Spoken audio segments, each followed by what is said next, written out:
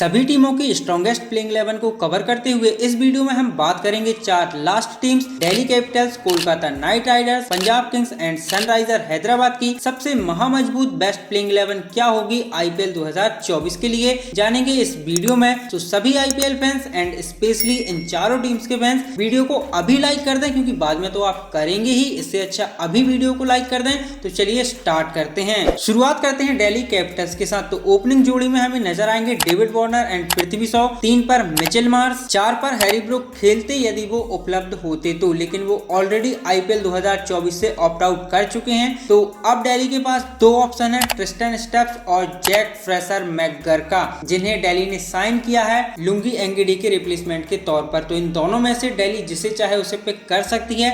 मैं पिक करूंगा Tristan steps को, जो कि विकेट कीपिंग भी देते हैं, प्लस बल्लेबाज तो कमाल के हैं ही, साथ में जरूरत पड़ने पर ये ऑफ स्पिन भी डालते हैं। तो मल्टी डायमेंशनल प्लेयर हैं, इसलिए नंबर 4 पे मैं प्रेफर करूंगा ट्रिस्टन स्टेप्स को। 5 पर Rishabh Pant. Delhi Capitals already confirm कर चुकी है कि ऋषभ पंत इस सीजन उनकी कप्तानी करेंगे एंड एज अ बल्लेबाज हमें खेलते हुए नजर आएंगे। अब विकेट कीपिंग करेंगे या नहीं ये अभी तक क्लियर नहीं है, ये हमें तभी पता चलेगा जब दिल्ली अपना पहला मुकाबला खेलेगी। तो विकेट कीपिंग करेंगे या नहीं अभी इस पर मैं कुछ नहीं कह सकता, हाँ, लेकिन कप्तानी और एज अ बल्लेबाज ये डेफिनेटली इस सीजन हमें नजर आएंगे। 6 पर Kumar Kushagra as a wicket keeper बल्लेबाज। कुमार कुसाग्रा के पीछे ऑक्शन टेबल पर 2 से 3 टीमें भाग रही थी, इससे समझ आता है कि इस खिलाड़ी में कुछ तो दम है। And at the end of the auction Delhi ने इनको 7 कुछ करोड़ की राशि देकर अपनी टीम का हिस्सा बनाया है, और मुझे लगता है कि इस सीजन ये नंबर 6 पर एज अ विकेट कीपर बल्लेबाज हमें खेलते हुए भी नजर आएंगे। 7 पर अक्षर पटेल, 8 पर कुलदीप यादव, 9 पर ऑनड्रिक नोकिया। पिछले सीजन नोकिया इंजरी के चलते उपलब्ध नहीं थे, बट इस सीजन अवेलेबल हैं और ये दिल्ली के लिए बहुत बड़ा बूस्ट है, क्योंकि नोकिया कमाल के गेंदबाज हैं एंड उनके आने से दिल्ली का जो पेस अटैक है वो और मजबूत होगा। 10 पर Khaleel Ahmed, left arm seamer and 11 पर मुकेश कुमार। इम्पैक्ट प्लेयर के रूप में ये यूज कर सकते हैं ललित यादव को, जो बल्लेबाजी देते हैं प्लस ऑफ स्पिन भी डालते हैं। इसके बाद कोलकाता के नाइट्स की बात करें तो सलामी जोड़ी के रूप में हमें नजर आएंगे Phil Salt and Venkatesh Iyer. Phil Salt को मैं रहमानुल्लाह गुरबाज से पहले खिलाऊंगा, उसका रीजन ये है फिल सॉल्ट की करंट फॉर्म, सॉल्ट की करंट टी20 फॉर्म कमाल की है, और हाल ही में केकेआर के प्रैक्टिस गेम में भी इन्होंने 70 से कुछ 72 रन बनाए मात्र 40 से 45 गेंद में। तो करंट फॉर्म इनके साथ है, इसलिए मैं इन्हें रहमानुल्लाह गुरबाज से पहले प्रेफर करूंगा एंड इनके पार्टनर होंगे वेंकटेश अय्यर। इसके बाद चीजें काफी क्लियर हैं। 3 पर श्रेयस अय्यर, 4 पर नीतीश राणा, 5 पर रिंकू सिंह, 6 पर आंड्रे रसल, 7 पर रमनदीप सिंह। रमनदीप सिंह पिछले सीजन मुंबई इंडियंस का हिस्सा थे, मुंबई ने इनको जाने दिया और केकेआर ने इन्हें अपना बनाया है। रमनदीप सिंह कमाल के खिलाड़ी हैं, आप देखें तो हार्ड हिटिंग एबिलिटी इनके पास है, प्लस मीडियम पेस बॉलिंग डालते हैं। एंड नंबर 7 के लिए ये परफेक्ट चॉइस है, क्योंकि नंबर 7 पर आपको ऐसा ही खिलाड़ी चाहिए होता है जो आपको आते संगी बड़े बड़े शॉट्स लगा के दे सके, प्लस जरूरत पड़ने पर गेंदबाजी कर सके। एंड रमनदीप सिंह इस क्वालिटी को बहुत अच्छे से फुलफिल करते हैं। तो मेरी स्ट्रॉन्गेस्ट 11 में नंबर 7 पे मैं रखूंगा रमनदीप सिंह को। 8 पर सुनील नरेन, 9 पर मिचेल स्टार्क, जो कि 9 साल बाद आईपीएल में हमको नजर आएंगे, तो बैटिंग डेप्थ भी इनको मिल रही है। 7 पे रमनदीप है, 8 पे नरेन, 9 पे स्टार्क, तो बैटिंग डेप्थ भी इनकी स्क्वाड में है। 10 पर हर्षित राणा या फिर वैभव अरोड़ा, इन दोनों में से टीम जिसे चाहे उसे पिक कर सकती है। हाई चांसेस है हर्षित राणा के, बिकॉज इनके पास पावर प्ले में गेंद को लहराने की ताकत है, प्लस नई गेंद से ये विकेट्स भी चटकाते हैं। नंबर 11 पर वरुण चक्रवर्ती, और इम्पैक्ट प्लेयर के रूप में ये यूज कर सकते हैं श्रेयस शर्मा को, जिन्होंने लास्ट सीजन कमाल का परफॉर्मेंस किया था, और यदि इनको एक तेज गेंदबाज चाहिए तो फिर चेतन सकरिया का यूज कर सकते हैं। इसके बाद पंजाब दी शेरों की बात करें, यानी कि पंजाब किंग्स की, तो काफी स्ट्रेट फॉरवर्ड इनकी प्लेइंग 11 है। सलामी जोड़ी के रूप में हमें नजर आएंगे Shikhar Dhawan and Jonny Bairstow. Bairstow ने भी पिछला सीजन मिस किया था, बट इस सीजन उपलब्ध हैं, तो शिखर धवन एंड बेयरस्टो की जोड़ी हमें ओपन करती हुई नजर आएगी। उसके बाद नंबर 3 पर प्रभसिमरन सिंह, 4 पर अथर्व तायडे,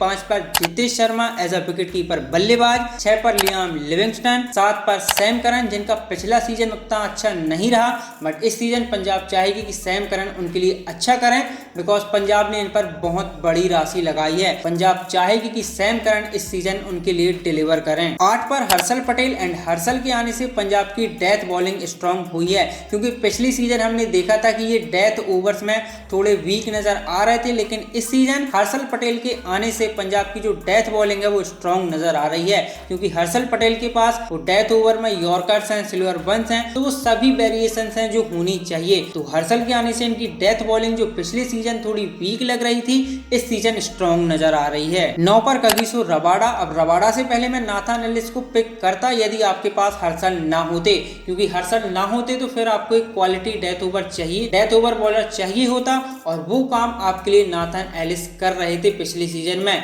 तो यदि हर्षल ना होते तो मैं नाथन एलिस को रबाडा से पहले पिक करता, बट अब क्योंकि आपके पास हर्षल पटेल है, ऑलरेडी एक क्वालिटी डेथ बॉलर है, तो नंबर 9 पर मैं प्रेफर करूंगा कगिसो रबाडा को। 10 पर राहुल चहर आपके प्रीमियम लेग स्पिनर एंड 11 पर Arshdeep Singh left arm seamer. उसके बाद इम्पैक्ट प्लेयर के रूप में ये यूज कर सकते हैं हरप्रीत बरार को। तो बहुत ही आप देख सकते हैं straight forward clear crystal playing 11 है पंजाब की इस सीजन। इसके बाद हमारी लास्ट टीम सनराइजर हैदराबाद की ओर चले तो सलामी बल्लेबाज के रूप में हमें नजर आएंगे अभिषेक शर्मा, जिन्होंने पिछले सीजन कमाल का परफॉर्मेंस किया था एंड इनका जो बेबाक अंदाज था वो मुझे काफी पसंद आया था।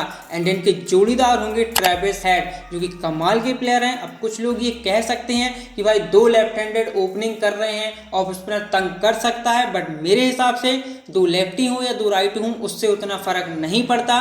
फर्क पड़ता है कि आप कितनी अच्छी क्रिकेट खेल रहे हैं। यदि आप अच्छा खेल रहे हैं तो अच्छा खेल रहे हैं, लेफ्टी हैं राइटी हैं उससे उतना ज्यादा फर्क नहीं पड़ता। तो मेरी स्ट्रॉन्गेस्ट 11 में Abhishek Sharma and Travis Head open करेंगे। 3 पर राहुल त्रिपाठी, 4 पर एडन मार्करम, 5 पर Heinrich Klaasen as a wicket keeper बल्लेबाज, 6 पे नीतीश कुमार रेड्डी। नीतीश कुमार रेड्डी को मैं प्रेफर करूंगा बिकॉज यंग ऑलराउंडर है, इनके पास पोटेंशियल है और हाल ही में हैदराबाद की प्रैक्टिस गेम में इन्होंने 28 गेंद पर 51 रन भी बनाए हैं, यानी कि इनके पास हार्ड हिटिंग एबिलिटी है, प्लस ये मीडियम पेस बॉलिंग करते हैं। तो मैं नंबर 6 पे प्रेफर करूंगा नीतीश कुमार रेड्डी को, क्योंकि ये अच्छे ऑलराउंडर हैं, कमाल के पर्सपेक्टिव हैं और हैदराबाद इनका यदि सही से यूज करती है तो ये हैदराबाद के लिए एक्स फैक्टर भी साबित हो सकते हैं, इसलिए मैं नंबर 6 पर इनको प्रेफर करूंगा। 7 पर वॉशिंगटन सुंदर, 8 पर पैट कमिंस जो कि इनके कप्तान भी हैं इस सीजन, 9 पर Mayank Markande as a leg spinner, 10 पर भुवनेश्वर कुमार एंड 11 पर टी नटराजन। इम्पैक्ट प्लेयर के रूप में ये यूज कर सकते हैं अब्दुल समद को, शाहबाज अहमद को या फिर उमरान मलिक की पेस को। अब आप देखें तो हैदराबाद की ओर से Hasaranga, Marco Jansen, Glenn Phillips and Fazalhaq Farooqi 4 ऐसे ओवरसीज खिलाड़ी जो शायद किसी और टीम का हिस्सा होते तो स्ट्रॉन्गेस्ट 11 में आते, लेकिन यहाँ हैदराबाद की स्ट्रॉन्गेस्ट 11 में इनकी जगह नहीं बन रही है। हसरंगा को मैं खिलाना चाहता हूँ लेकिन उनके लिए स्लॉट अवेलेबल नहीं है। अब इन चारों में से यदि हैदराबाद को किसी ओवरसीज को खिलाना है फिर किसी एक को ड्रॉप करना पड़ेगा। अब ड्रॉप किसे करेंगे? एडन मार्करम को यदि आप ड्रॉप करते हैं तो आपका मिडिल ऑर्डर वीक हो जाएगा। हेनरिक क्लासन को आप ड्रॉप कर नहीं सकते बिकॉज कमाल की T20 फॉर्म में है। पैट कमिंस को आप ड्रॉप करेंगे नहीं क्योंकि वो आपके कप्तान है। तो अब बचते हैं सिर्फ ट्रेविस हेड। यदि इन चारों में से हैदराबाद को किसी को खिलाना है तो ट्रेविस हेड की जगह मयंक अग्रवाल से ओपन करानी होगी। उसके बाद ही आप Hasaranga, Glenn Phillips, Marco Jansen या फजल हक फारूकी में से किसी एक को खिला सकते हैं। और यदि ट्रेविस हेड खेलते हैं तो फिर मुझे नहीं लगता कि इन चारों में से किसी की जगह बनेगी। तो यदि इन चारों में से किसी एक को खिलाना है तो ट्रेविस हेड या किसी न किसी ओवरसीज को आपको ड्रॉप करना पड़ेगा। और इसलिए जब हमने सनराइजर हैदराबाद की टीम का स्क्वाड एनालिसिस किया था तो वहां कंसर्न में ये बात की थी कि हैदराबाद किन 4 ओवरसीज खिलाड़ियों के साथ स्टार्ट करेगी, ये उनके लिए चिंता का विषय है क्योंकि इनके जितने ओवरसीज ऑप्शन हैं सभी कमाल के हैं। उनमें से 4 को चुनना कहीं ना कहीं इनके लिए चिंता का विषय होगा। और वो क्यों होगा? जब हमने प्लेइंग 11 डिस्कस की तो क्लियरली हमें ये समझ आया। सो ये रही गाइस चारों टीम्स की सबसे स्ट्रॉन्गेस्ट महामजबूत प्लेइंग 11 IPL 2024 के लिए। अब इन चारों टीम्स में से किसकी प्लेइंग 11 सबसे मजबूत, सबसे स्ट्रॉन्ग नजर आ रही है IPL 2024 के लिए कमेंट सेक्शन में जरूर बताइएगा। बाकी आज की वीडियो में इतना ही। आई होप आप लोगों को वीडियो पसंद आया होगा। यदि पसंद आया है तो लाइक करें, अपने दोस्तों के साथ शेयर करें एंड चैनल पर पहली बार आए तो सब्सक्राइब करना ना भूलें। बाकी मैं मिलता हूं अगले नए वीडियो में, तब तक के लिए bye bye, take care, thank you so much.